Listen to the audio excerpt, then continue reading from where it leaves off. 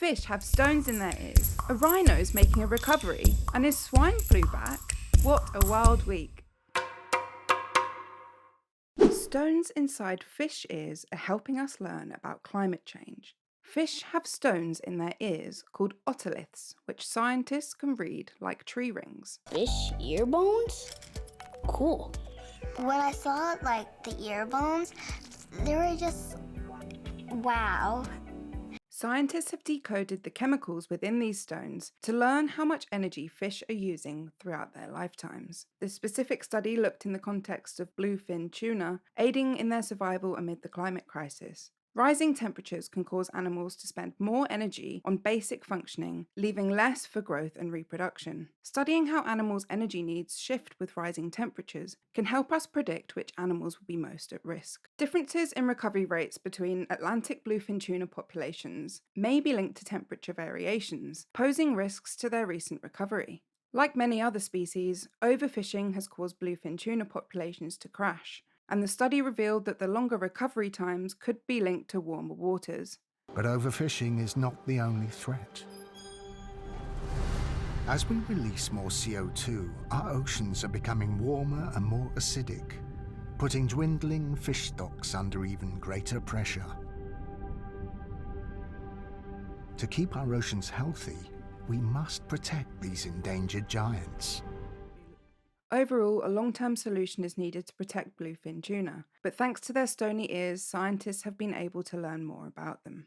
The UK detects its first human case of a new swine flu strain.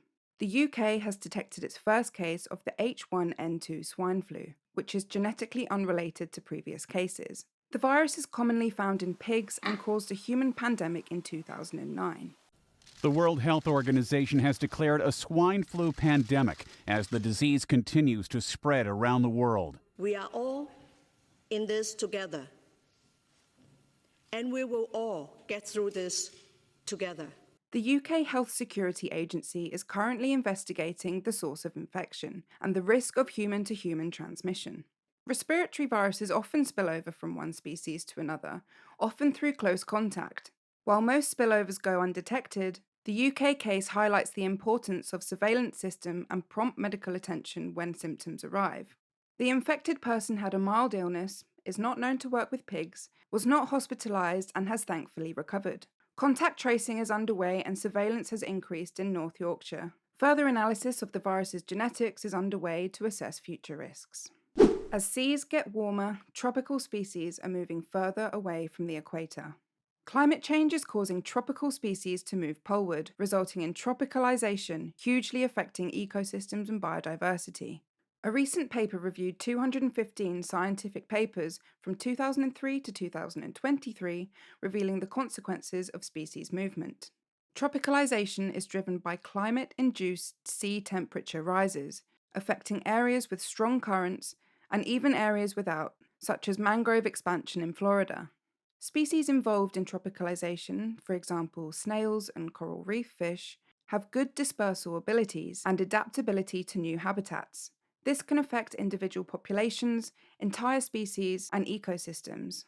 The consequences of tropicalization can impact global fisheries, cause genetic and evolutionary shifts, and influence commercial and ecological outcomes, urging further research and informed actions amid an ongoing climate crisis.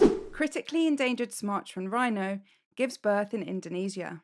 A critically endangered Sumatran rhino has been born in Indonesia's Sumatra, marking the second birth of the species in the country this year. The male calf, weighing 25 kilograms, was born to a female named Delilah at a sanctuary in Wakambas National Park. The calf's father, named Harapan, was born at the Cincinnati Zoo in 2006.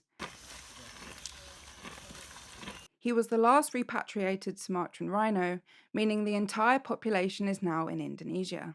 The Sumatran rhino faces threats from habitat destruction and poaching for their horns, prized in traditional medicine and for ornaments.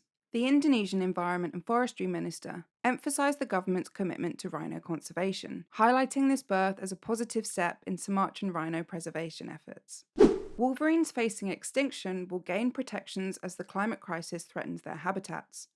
The Biden administration has proposed federal protections for North American wolverines due to climate change threatening their harsh mountain habitats.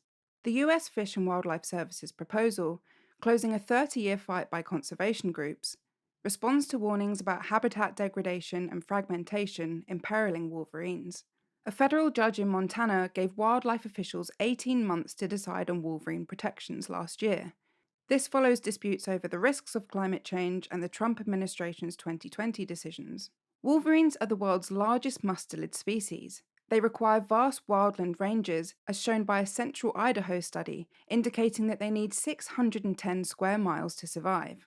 The decision has sparked debate, with some Montana Republicans urging a delay, citing imprecise climate change estimates. Concerns include potential restrictions on activities in wolverine habitats and uncertainty about the speed of habitat loss from climate change. So there you have it, those are some of the wildest stories of the week. Hit the like button, click subscribe, and I'll see you next week to catch you up on all things wild.